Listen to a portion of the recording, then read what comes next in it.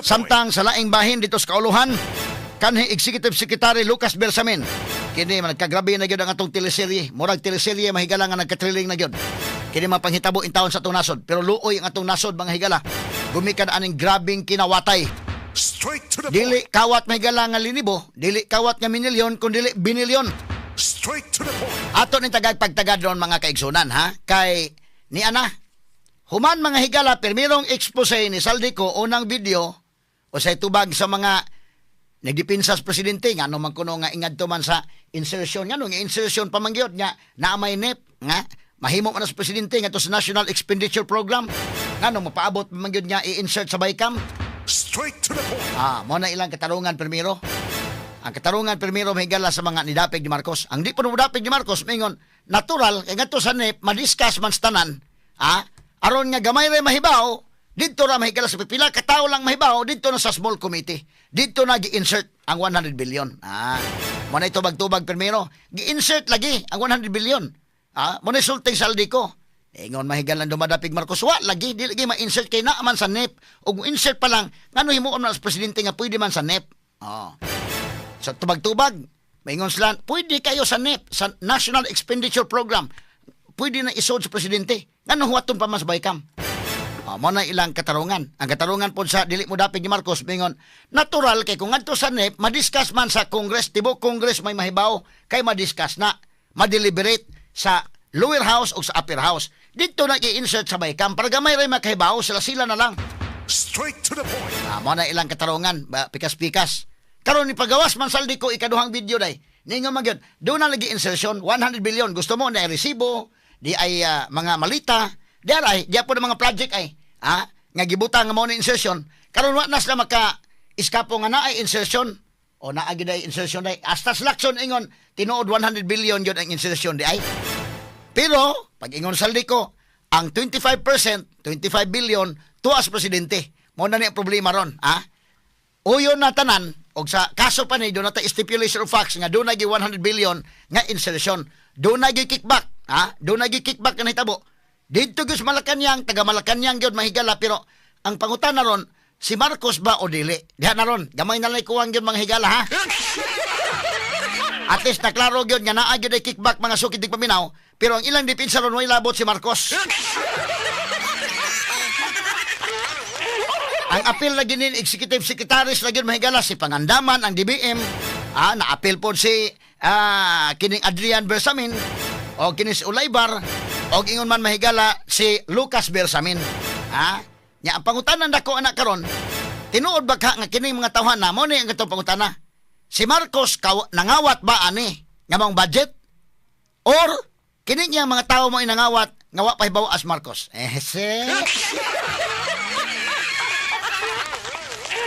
Managingon, ato ning analisa rog maayo mga sokit ti pabinaha karon buntaga. Gamay naman lang kay na naman admitted naman na kawat nga nahitabo mahigala 100 billion. Pero ang pangutana, apil ba si Marcos sa kawat o dili? Mo ni dako pangutana. Didto na gyud mahigala na gyud sa doorstep sa Malacañang. Clarix na gyud mga higala. In fact, si Lacson mismo ni admit as Lacson.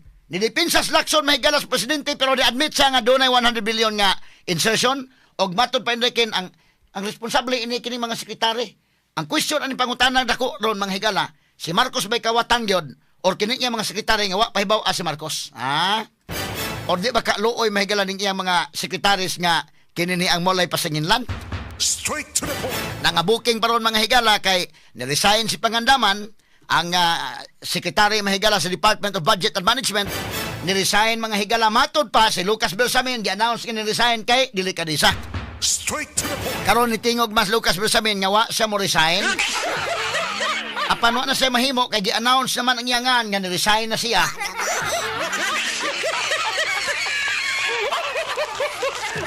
Disura sa nagkalakiha mahigala ha. Medyo dakong inhustisya na inapayat pong Bersamin day. Oy, liman ka more than 30 years si Bersamin nagserbisyo sa judiciary. Unsa na lang mahigala ang moral foundation ni Bersamin? Unsa na lang Judge Gunes Bersamin, gikan pa sa Regional Trial Court, nabot og Court of Appeals, nabot Supreme Court, nahimong Chief Justice.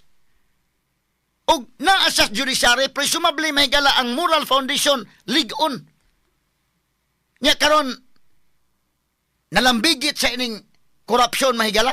Pero ingos Bersamin, wag gikoy labot ana. Ni-resign bas Bersamin kay out of delicadeza sa wa ko mo resign.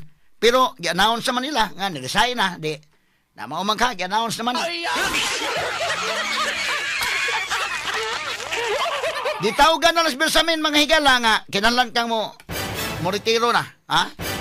Kinahanglan ka mo retiro kuyawa ning kalakiha day ug moingon kag dunay inhustisya din nagana bida. Hinoon kana ko nilang appointee kas presidente mahigala anang nagdepende ka naman lang kay trust and confidence sa mana pero medyo dunay pagkabasto sa gamay day oy, ha? Bisag sultihan na kadili po kay tawgan lang ka mahigala og kanang close friend na lang nimo nga di wa na kay labot din he. Ha? Muna ingon lang pa sa Bersamin taon sige lang manghipos ko tagaan ni magigayon pon nga manghipos day. Wa man ni anang pagka buntag gitawgan sa nga wa na ka. Ha? Mura magduwa-duwa ba nga wa na kay labot.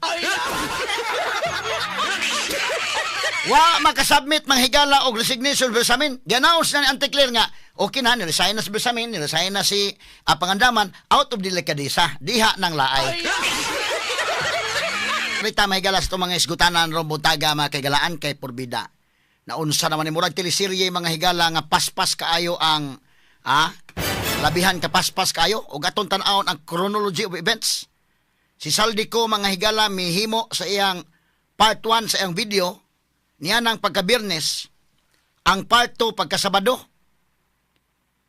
Unya ang part 3 pagka-Sabado sa hapon ito tunay. No? Domingo na ba to? Basta kay ang sigurado na to anak nga Biyernes gipagawas ang part 1, gipagawas ang part 2 kay mao man pinaka-importante ang part 1 o part 2. Sus Ginoo ko mga kagalaan. Kadto hinuong ug atong i-evaluate ang sulting Saldico. Dunay portion dito nga di ta katuo. Katong portion ingon sa gi-deliver ko niya ang lahat doon kay kuan Presidente BBM at wala ko no siya natanggap nga iya. Katong akong i-evaluate katong portion na lang medyo dili katuuhan pero ang uban mahigala. Ang uban nga mga testimonya dito doon gyoy unod. Doon ay unod. Nga naman Committee on Appropriations kung siya mga kagalaan, chairman. Unya, unsay timailhan nga doon unod, tandog sila, oy. Uyog ang Malacanang. Kay gawas nga doon ay unod, doon naman sa ebidensya. Doon naman sa ebidensya. Ni ay mga malita, di ang mga list sa mga projects. So karon, wala sa nahimo, ingo sa o tinuod nga doon ay 100 billion gudi ay insertion. Ang ato lang ni kinsay nakadawat sa kinini ang kickback. Kay 25% may kickback. Sa to pa, ang 25% of 100 billion is 25 billion. Tindakua, eh. Straight to the point. So ato ning klarohon, ha? Kining iya mahigalang gisulti sa video sa parto og imong i-evaluate. Dili masunod ang katong ingon falsos in unos, falsos in omnibus. Lahi kini. Lahi kini. Kay malagmit na kini Saldico na advisean kini sa iyang abogado nga i-admit lang na diha dunay krimen nga nahitabo. I-admit lang dunay irregularity pero kanang porsyon na ayo i-admit. Nagtuo ko dunay abogado na kasulti niya nilay. Inabogado naman iya nga wa kuno siya natanggap. Kay kanang porsyon na god kung iyang i-admit na nga naay natanggap kana nga portion is admissible against him. Admissible against him. Mao kanay klaro-klaro ang pagkaistorya.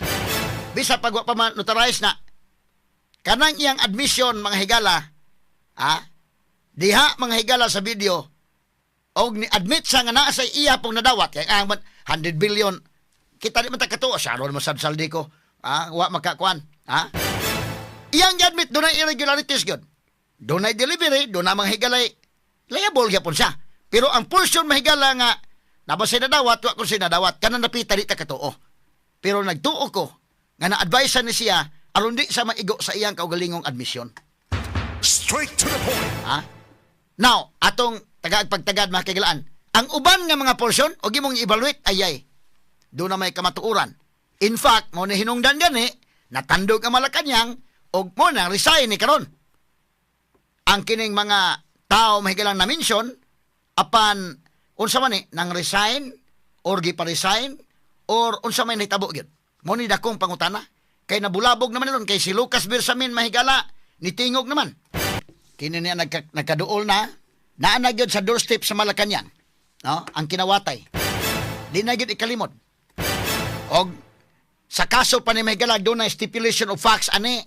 Admitted na gyud nga doon ay 100 billion nga insertion. Admitted na gyud nga doon ay kinawatay nakaabot na gyud sa Malacañang ang kinawatay. Ang lalisunon na lang aning napita kung si Marcos bagyod maoy duha man ka narrative ron. Duha ka narrative ang mamugna ni ron. Si Marcos maoy mastermind ani nga gisugo niya ni iyang mga tao or ang iyang mga tao mo'y nangwarta giblind si Marcos. Aha. Straight to the point. Duha ka senaryo ang mahitabuan ni ron. Kay kinini ang uban gusto nila ila mahigalang ipalutaw gyud nga kawatan si Marcos. Marcos gina di mi makatuo nga white dili si Marcos mao gyud gisulting sa Aldico. Ikaduha ang magbutbuot ng taga Malacañang niya way pagtugot gikan sa ilang labaw. Nya ang uban po nga narrative naningkabot po sa depensa Marcos nga wa lagi taon. Kanas Marcos wa gina naara na siya nag lingkod sa Malacañang niya giblind siya wa sa pahibaw as mga tao unya dunay kinawatay diri niya pagkahuman wa gid taon inosente kuno si Marcos samtang kinawatay na. Asa ini mga higala nga mga senaryo ang medyo duol-duol mahigalang matuuhan ha. Straight to the point. Nakaduol na gyud mga kagalaan niya na. Unya kadtong mga crusader gyud sa anti-graft crusader mutingog gyud sila ron mga panahon na kay di man malalim ni mga kagalang billions man nagisgutan ron. So kung ikaw usa ka tawo nga suko gyud kag mga kurap nakaron kini ni ang mao na gining panahon na nga masuko ka kay dili naman ni milyon ang kawat, billions naman. Straight to the point. Binilyon naman ang kawat. Unya ato ningyong klarohon mga kagalaan ha kay bida. Ang uban mahigala mingon birisi. Di man ka mirisi nila nga ilang blind si Marcos. Grabing ilang kinawatay. Ang uban sa mingon kaluoy taon nilang Bersamin may napasingin lang. Ato lang ning agi katawa kay duha ni ka senaryo ron kay sa ako nang giingon og sa kaso pa ni do na mga higalay stipulation of facts ani ron admitted na mahigala wa na ilalis nga do na gyud insertion nga 100 billion wa na ilalis. Ikaduha wa na ilalis nga do na gyud kickback wa na ilalis. Ikatulo kinsay nakadawat sa kickback diha na ang lalisonon og nakaapil bas Marcos aning dawat siya bagyod mang higala mo oy nakadawat aning maong kwarta or wa sa kadawat giilad siya sa mga tao ra diha sa Malacañang. Mao man ang ilang narration, mao man ang narrative nga gusto na ipalutaw ron. Straight to the point. So duha ni karon ka senaryo. In either way, bati kayo mahigalang image si Marcos ani in either way ha. Kung moingon ka nga si Marcos mao gyud mastermind ning tanan sa kay kawatan gyud. Impeachable gyud ni. Pero kanang may kag impeachable ba na? Yes, impeachable. Ang problema og ma-impeach ba dito sa lower house, kaalyado man yung mga congressmen. Diha na pong problema. Pero mga tao na gyud maoy manukot ani ron. Ikaduha, ibutang ka lang granting for the sake of argument. Nga wa gyud labot si Marcos. Wa gyud labot si Marcos. So ang kinawatay dito na sa iyang mga tao. Mo'y kinawatay. Sa to pa nagmatag-buntag si BBM. Nganong wa man sa mahibaw? At the very least di ay tanga si Marcos. Straight to the point. Gadanghag lang si Marcos, nagmatag-buntag. Mo namin ko, in either way, sa duha ka senaryo nga atong maanalisaron, duha naman senaryo ron, kay ang kawat na naman, at the doorstep sa Malacañang na. In fact, si Lacson, kanang speech si Lacson, iyang ginipinsahan ng presidente, pero angko na karon nga naging kinawatay di ay. Di na gin kay kining admission ni Lacson nag-speech si Lacson mahigala nga wa ko nilabot ni presidente ang kuan kuno ani kinis pangandaman gyud kini si Adrian Bersamin. Pero admission kana nga nagikawat kay nahitabo binilyon. O kana nga admission ang kawat na gyud nakaabot na gyud sa Malacañang. Ug wa mahibaw sa BBM ana makaingon gadanghag des BBM wa gyud sa mahibaw. Straight to the point. So duha ra ni nahibaw sa BBM or giilad si BBM sa iyang mga tao. Nga kining iyang mga tao, iyang mga tinudlo kana, iya kanang mga sinaligan. Straight to the point. Di man ka basta-basta matudlo ka karon og limang kanang cabinet secretary ka ug wa gyud kay di ka sinaligan din ha. Labi na executive secretary Bersamin. Usan ni mga higala sa mga ikaw pinakaduol sa presidente, executive secretary ka guday. Pero si Bersamin, ingos Bersamin nang wa man gyud koy labot anang kalakiha taon. Ha? So nabulabog na ni ron. Ha? Si former executive secretary Lucas Bersamin kagahapong adlaw November 18 ato na yung kagahapong adlaw November 19 kay 20 na mataron. Pagkalunes man announce tanawang ang sunod-sunod nga events ha. Biyernes part 1 sa video ni Saldico. Sabado nigawas ang part 2, tandog sila. Domingo rally ang Iglesia ni Cristo. Lunes rally ang Iglesia ni Cristo mga kaigalan, tandog ang Malacañang. O gi-announce may galang Claire Castro nga na-resign si Bersamin o si Pangandaman nga na-mention ni Saldico nang resign for delikadisa. Ingong si Bersamin, wa man taon ko mo resign? Ay parang Bersamin, willing siyang matubang anak oy. Unsa may pasabot? Nindot paminahon kuno hay delikadisa pero Oni karon, dapat mutingog na gyud. Si Bersamin ni sugod magtingog. Kinis Pangandaman may mutingog ni. Kay kini bitaw Saldico mo man gidutan tanan. Mami gidutan tanan, gidutan. Hunahuna Saldico mo mutingog dalang ko ini kalakihabi kay ako may naduot aning tanan. So karon ni tingog Saldico og kining iyang pagtingog ron nasuta na nga dili na diha na niya kutob dai nito ni saka na sa Malacañang. Ni saka na sa Malacañang karon. Straight to the point. Laliman ka nga matod pang Bersamin mga kagilaan asa matod ug makita ato tong video ato i-play tong video Bersamin suko nakuan taon Bersamin oy ngano man taon nga gipangutan na sa ni-resign day ka Bersamin sa wa man ko resign gitawgan man lang ko nga wa na kay labot hawa na ka nya wa pa sa ka submit anang kuana unsa ba nga gi-announce naman nga wa na si Bersamin kay ni resign na.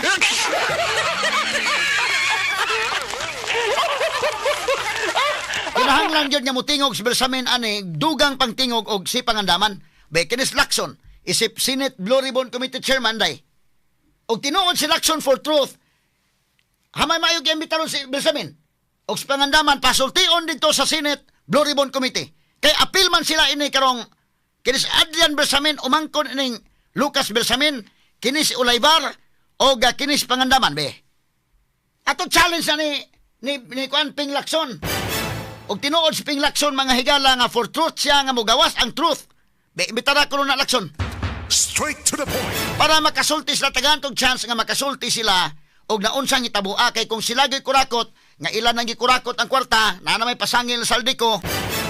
Sila na may giduot pod karon nga naanak for delikadisa maka-imbestigaran na sila.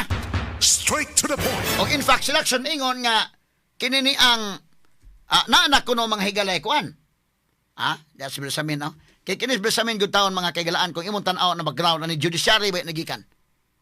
1986 pa mga higala, bright boy ni Bersamin, oy.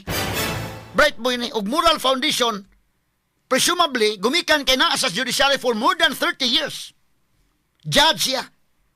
Gikan sa pagka-arte si judge, nahimong judge sa court, justice sa Court of Appeals, nahimong justice Supreme Court, og nahimong chief justice in Dakin. Inana ang iyang background. Nya karon pasangin lang na nimo kalit-kalit din ha korupsyon. Straight to the point. Unya tangtangon mga higala nga gitawgan lang siya, wa gani sa kapanghipos taon mga sukit tig paminaw.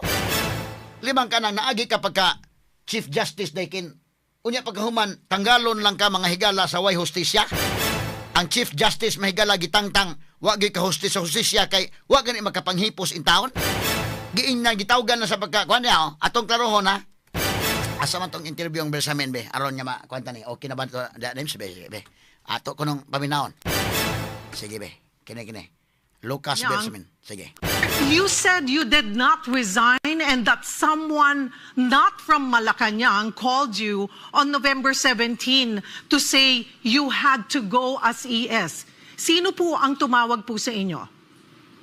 I will not disclose who that person is because I respect him and he's a very close friend of mine, no? Mm-hmm. But he was trusted with that responsibility.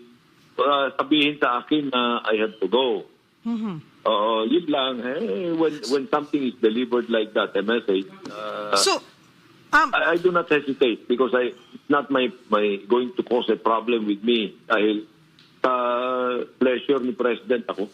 opo. So, ang malinaw po ay galing po talaga sa palasyo, pero nautusan po itong kaibigan po ninyo na very close sa inyo na siya ang magsabi po sa inyo. Yes, yun ang understanding ko. Opo. Ito po bang inyong kaibigan, kahit hindi po natin pangalanan, ay someone close also to the President? Well, I presume that because the message was very clear that I had to go. Ako naman, hindi naman ako linta. So, tiga. I got the message and I had no problem. Believing na... Pwede po bang malaman, sir, kung ano po yung exact words? Paano po yung naging takbo ng inyo pong pag-uusap nitong kaibigan nyo po? Huwag na nating puntahan yan kasi that's a private conversation. Ano? I don't like to give that more mileage than necessary. What is important is the message was clearly relayed to me. What was your reaction while hearing those words po? Ano? Ano po ang inyong naging reaksyon? Wala. I was not even disappointed. I was expecting that to, at least, nakatanggap ko yung message. Hindi ako yung tao na I would like to stay longer when there is no more welcome mat. Nagkaroon na ho ba kayo ng pagkakataon man lang na makapag-usap po ni Pangulo about this? Magmula po nung kayo... Yes, of course, there was already an occasion na face-to-face. And I was, alam mo, relieved ako as if there was a heavy burden lifted from my chest. I was relieved kasi nakatatlong taon na ako mahigit dito sa trabaho na ito. Around 2 p.m., balikan ko lamang po yung mga una niyong sabi. Around 2 p.m., the PCO announced you resigned out of delicadeza, sir. Pero sabi niyo nga po, hindi pa kayo nagsusumite ng anumang resignation letter noon. Yeah. Paano niyo po tinitignan yung hakbang na ito ng PCO? Wala naman. That's the job of the PCO na mag-announce. Baka mayroong instruction to announce. But I just would like na... ituwid yung news na nag-resign ako out of delicadeza. Magandang pakinggan yun pero hindi naman yan ang nangyari. Okay? Kung out of delicadeza na nag-resign ako, di mayroon sanang sulat sila na lalabas. But they accepted nothing. They accepted not my resignation. Ang sulat na sinulat ko kay Presidente, pinirmahan ko lang ng towards the end of yesterday. Before I left the office to bring out my things. And that was the only time I wrote a letter. And in that letter, I did not even say I resigned. I only said that I am submitting myself to the President's discretion, to the President's prerogative. Wala naman. Hindi naman issue sa akin yan. Sir, you said you did not resign and that someone not from Malacanang called you on November 17 to say you had to go as ES. Sino po ang tumawag po sa inyo? I will not disclose who that person is because Okay. So, muna to names, no? So, muna yung mahigala ang pamahayag ni Lucas Bersamin, ang Executive Secretary ni Presidente Bongbong Marcos, mga higala. Straight to the point. Kinsa ka nang nitawag ni Bersamin? Di na lang niya isulti kung kinsa, pero bidang paita ka na bitawng nagtrabaho ka, nakas Malacanang, unya kinini ang lain po kayo dayo. Oy, kini bitawng pag-hire bitawg tao. Tinuray lang ka ng pag-hire bitaw. Dali ra ba ng pag-hire? Ang lisod mahigala ka ng pag-fire. Straight to the point. Ngano man medyo kon man kay dali man ako palitan na ay man ang apply trabaho. Imong dawaton ron, ikaw may nag-interview as manager karon nya unsa may imong kuan na unsa may background, unsa may kinahanglan mi og reporter ana, dali na pagdawat. Pero kanang pag-fire medyo nanan mo gud may mga relasyon nga ko nagkauba na mo ana. Og di lang gyud ingon dakog sa nganong imo mang i-fire. Mas labi pa mahigala og gi-fire nga wa gyud gani ka panghipos. Sus Ginoo ko. Straight to the point. Enong daw ka kay kaduna tama kaila ka tong akong kwan kay namo ko employer kan ito gani inana sa gamay na pagkainana baga. Hindi na ka pasudlon. Medyo masakitan sa kagamay oy. Pero labi na inani mahigalang. Di ba kagtawgan ka pagkabuntag unya pagkahapon gi-announce na dayon mahigalang nga wa na ni resign as Bersamin og sa pangandaman gidawat na ang ilang resignation. Usa dakong bakak na dakin? Ha? Usa ka bakak na kay wa man mo resign si Bersamin. So gimoy mo ano gistorya nagfabricate sila gistorya mga higala? Straight to the point. Kana pala na master man gyud kay ng mga tao, master gyud mo himog istorya ni mo tawhanag maohon. Ato lang ninyagi katawa makaigalan kay pati pagkabukinga magyud. Nya di man ni basta-basta mga higala ang nisulti kay more than 30 years kinis judiciary. Si Bersamin mga higala nagsugod ni 1986 kini. Na sud sa judiciary mga kaigalaan nagsugod ni mga higala sa ubos gayon. Trial court judge hangtod na promote mga higala gi tudlo isip justice mahigala sa Court of Appeals hangtod gitudlo nga Justice Supreme Court mahigala na himong Chief Justice mo na iyang kaagi. So og maghisgot tag moral foundation medyo makaingon ta mahigala nga presumably dunay moral foundation judge go ka. Justice ka god, Chief Justice ka god.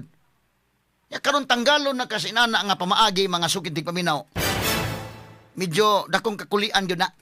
Straight to the point. So, hamay maayos lakson karon og kining lakson og tinuod ning iya mangitag kamatuoran. Kay naa naman nalambigit naman ang nganron nga giingon ni Saldico og karon nga nang resign out of delikadisa quote unquote. Hamay maayo gimitaron ni lakson na sa Senate Blue Ribbon Committee hearing dekin. Straight to the point. Ha? Augustus Lacson mahigala og kamatuoran yon. Ha? Kay gusto makita mga matanaw kamatuoran ni ay speech si Lacson ha atong tan-awar ko ning speech selection mga kaigalan unya atong itandi sa video Saldico. Kini yang gipanghinganlan mahigala kay Permiro baya ang ilang narrative mingon nga daw ang gyud niya i-insert man dili tino ni Serson ay sito man ta anak nga naa man sa NEP nganong kinahanglan man nga naa man sa National Expenditure Program mahimo man ang himuon sa presidente dito. Tinuod bitaw mahimo na himuon sa presidente pero makitaan sa tanan. Pero i-insert nimo nga pila na lang katawo nang naa. Medyo sekreto na dito napita. Karon misulti man Saldico gi-insert lagi 100 billion o di ebidensya. Karon di na sa kiskapon sa abitaw na insert dai gyud ay. Pero wa kadawat ang presidente na kadawat kada mga tawhana ay mga grabe ni mga tawhana kasi sa pangandaman o sila sa Bersamin. Nang kung tinuod ni nakadawat angay gyud sa silutan.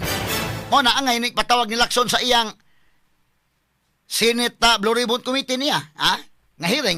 Straight to the point. Ang problema ini kung musulti ipatawag ni musultis tinuod hinuon dito nga tinuod bitaw kami gyud nagkuha na way labot presidente kana. Medyo man luwas-luwas mahigala sa BBM. Pero bingon nga nawa jud kay ang statement ka Bersamin, wala ba gyud koy labot ang inyong kawat niya, wa gyud koy labot.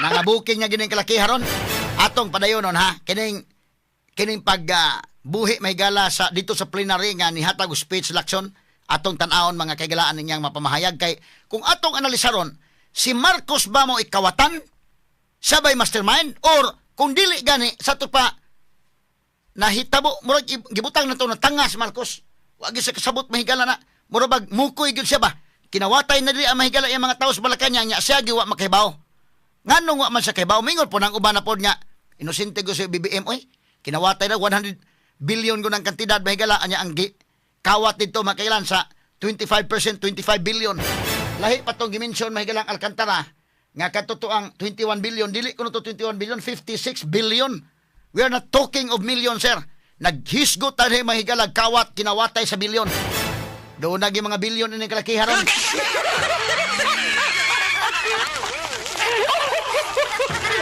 Asa man mamutuo si Marcos mo'y kawatan o ang mga tao ni Marcos mo'y kawatan wa say labot giblind lang siya ni ining kalakiha. Straight to the point. Asa may mas bugat mo na itong padayonon ha asa may ato'y timbang o si Marcos mo'y nangawat yun siya mo'y mastermind Pwede ba? Malagmit ba? Posible ba? Posible. Kay, mingo man nga, di mahimong mga kawat kag imuway mando sa taas, oy. Sakpan pa lang ka. Pwede. Pero pwede sa mingon nga, gigamit ang nga ni Marcos, ginimdrap siya. Wagi sa ilabot, ginimdrap siya. Nining mga tangan din ha. Kaluoy taong Marcos.